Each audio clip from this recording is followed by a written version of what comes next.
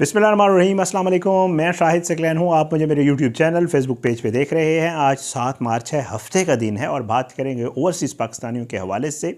मैं अक्सर अपनी वीडियोज़ में कहता रहता हूँ कि जब आप मुल्क से बाहर होते हैं और कोई भी काम कर रहे होते हैं तो वो दरअसल आपके नाम के साथ साथ आपके मुल्क का नाम भी जा रहा होता है। चाहे आप वो मुल्क जो है काफ़ी अरसे से छोड़ चुके हों, चाहे आपने जो आपका जहाँ रह रहे होते उसकी नेशनलिटी ले रही हो, लेकिन लोग आपको एक कम्युनिटी, वह स्पेशली वो लोग जो है आपको एक कम्युनिटी के तौर पे जानते हैं और वो कहते हैं कि जी ये फ़लाँ जगह के रहने वाले हैं, इनका ताल्लुक़ फ़लाँ मुल्क से है। यही कुछ हुआ। एक पाकिस्तानी फैमिली, उन्होंने ऐसा एक काम किया बरतानिया में रहते हुए कि ज़ाहिर है जब उनको अब सज़ा हुई तो वही हुआ कि जी ब्रिटिश पाकिस्तानी थे, इन्होंने ये किया। पूरी फैमिली थी, एक बंदा नहीं था, पूरी फैमिली ने ये सब कुछ किया और बहुत ही जो है वो अजीब व गरीब वहाँ पे जो है हेडलाइंस और वो सोशल मीडिया के ऊपर बात हो रही है। आज की इस वीडियो में इस फैमिली के हवाले से आपको बताएंगे कि आखिर इन्होंने क्या किया, किस तरह इन्होंने जो है वो वहाँ की हुकूमत को धोखा देने की कोशिश की, लेकिन ज़ाहिरी बात है पकड़ा जाता है बंदा और ये लोग भी पकड़े गए। अब इनको सज़ाएँ हुई हैं, जेल चले गए हैं, पूरी फैमिली गई है। जो घर का सरबराह है वो, उसकी वाइफ, उसके भतीजे, जो सारे पूरी फैमिली जो है वो अब जेल चली गई। इन्होंने क्या किया मैं आपको बताता हूँ। और आज की वीडियो जो है एक बरतानिया में सामने आने वाले एक बड़े माली फ्रॉड के हवाले से जो है जिसने ना सिर्फ हुकूमत बल्कि जो आम शहरी हैं वहाँ पे उनको भी हैरान कर दिया कि यार ये लोग ये कैसे कर लेते हैं भाई।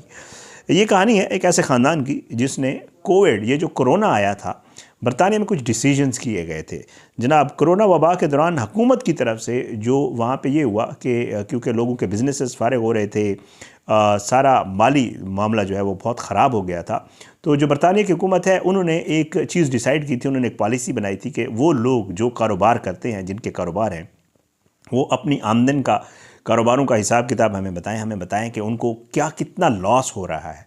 और उन्होंने कहा कि जी हम उन कारोबारों को डूबने नहीं देंगे, उनको बंद नहीं होने देंगे, बल्कि उनको हम हेल्प करेंगे।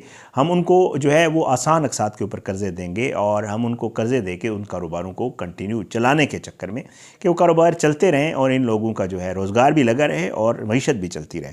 तो बरतानिया की हुकूमत ने ये फ़ैसला किया था कि जी ये 2020 की बात है कि जी इन लोगों को जो है एक तो बिज़नेस चलता रहेगा, जिन लोगों की नौकरियां इन्होंने दी हुई, जिन लोगों को उनकी नौकरियां भी चलती रहेंगी और मामला जो है वो सेटल रहेगा। और बरतानवी हुकूमत ने कारोबारों को सहारा देने के लिए एक खसूसी स्कीम मुतारिफ़ कराई जिसे बाउंस बैक जो है लोन स्कीम कहा जाता था बरतानिया में। इस स्कीम के तहत छोटे कारोबारों को आसान शराइत पर कर्जा दिया जाता था ताकि वो अपने कारोबार को बचा सकें, जैसे मैं आपको पहले अर्ज़ कर चुका हूँ। इस प्रोग्राम के तहत कारोबार अराउंड 50,000 पाउंड जो है वो उस तक का कर्ज हासिल कर सकते थे बिजनेसेस। हुकूमत का मकसद सिर्फ एक था कि कारोबार ज़िंदा रहे और मईशत का पहिया चलता रहे, लेकिन अफसोसनाक हकीकत ये है कि कुछ लोगों ने इस स्कीम को जो है वो मदद के बजाय फ्रॉड का ज़रिया बना लिया था। अब इन्होंने क्या किया जनाब, तहकीकात ये बताती हैं कि इस फ्रॉड का जो मरकज़ी किरदार था, इस शख्स का नाम था काशिद राशिद, ठीक है, और लंदन के इलाके इलफोर्ड का ये रिहायशी था। काशिद राशिद जो है, इसके ख़ानदान ने मंसूबा बनाया कि वो हुकूमत की इस स्कीम से नाजायज़ फ़ायदा उठाएं, फ्रॉड करें हुकूमत के साथ। उन्होंने जाली कंपनियों या अपने कंट्रोल में मौजूद कंपनियों के ज़रिए कर्ज़ हासिल करने का मंसूबा बनाया था। फ्रॉड कैसे किया ये आपको बता देता हूँ। तहकीकात ये बताती हैं कि मुलज़मान ने मुख्तलिफ़ कंपनियों के नाम पर कर्ज़ की दरख्वास्तें दी। हर दरख्वास्त में उन्होंने दावा किया कि उनका कारोबार कोरोना वबा की वजह से शदीद मुतासर हुआ है और उन्हें फ़ौरी माली मदद की ज़रूरत है, लेकिन हकीकत इसके बिल्कुल बरक्स थी। उन्होंने दरख्वास्तों में कारोबार का सालाना जो टर्नओवर था वो भी बढ़ा चढ़ा कर बताया, क्योंकि हुकूमत कहती थी कि आप हमें बताएं कि आपको कारोबार से कितनी इनकम आती है, तो उस हिसाब से हम आपको कर्ज़ देंगे। इस झूठे डेटे की बुनियाद पर उन्हें कर्ज़ मंजूर हो गया। उन्होंने 3 मरतबा कर्ज़ हासिल किया, यानी 50-50 हज़ार कर करा के जो है 50-50 हज़ार पाउंड कर करा के जो कुल रकम थी तकरीबन 1.5 लाख पाउंड जो है उन्होंने वसूल की एक ही फैमिली ने। और यही पाकिस्तानी करेंसी में तकरीबन 5 करोड़ रुपए से ज़्यादा पैसे बनते थे। मगर वो यहीं नहीं रुके, उन्होंने और धंधा शुरू कर दिया। उन्होंने एक चौथी दरख्वास्त भी दी, लेकिन खुशकिस्मती से वो मंजूर ना हो सकी। वो 2 लाख पाउंड लेना चाह रहे थे, 1.5 लाख को ले लिया, 50,000 वाली उनकी एक दरख्वास्त मुस्तरद हो गई कुछ वजूहात की बिना पर। अच्छा, अब उन्होंने ये पैसा कहाँ लगाना था? हुकूमत ये कहती थी कि आपने इसे बिज़नेस में लगाना है, लेकिन उन्होंने बिज़नेस में नहीं लगाया। उन्होंने जो है कारोबार करने के बजाय इस ख़ानदान ने ये रकम जो है वो ज़ाती ऐश व इशरत पर लगा दी। तहकीकात में ये बात सामने है कि ये रकम इस्तेमाल हुई घर की मुरम्मत पर। उन्होंने अपने घर को रेनोवेट करवा लिया। کریڈٹ کارڈ کے بل ادا کرتے رہے وہ اس سے، بچوں کے پرائیویٹ اسکول کی فیسیں دیتے رہے، گاڑیوں کی خریداری، اور یہاں تک کہ ایک ٹریلر بھی انہوں نے خریدا اپنے بزنس کے لیے. یعنی وہ رقم جو کاروبار کو بچانے کے لیے تھی وہ ذاتی زندگی کو بہتر بنانے کے لیے استعمال کی گئی. فراڈ کیسے پکڑا گیا؟ بہرحال جی، کہا یہ جاتا ہے کہ یہ معاملہ جو ہے زیادہ عرصہ نہ چھپا رہ سکا، کیونکہ وہ قرض دیتے تو پھر اس کے پیچھے چیک بھی کرتے ہیں کہ بندہ کچھ کر بھی رہا ہے یا ویسے ہی اس نے ہم نے چونا لگایا ہے. تو نیشنل کرائم ایجنسی جو ہے NCA، اس نے کیس کی تحقیقات شروع کی، اور تحقیقات کے دوران بینک ٹرانزیکشنز، کمپنی ریکارڈز اور مالی دستاویزات کا باریک بینی سے جائزہ لیا گیا.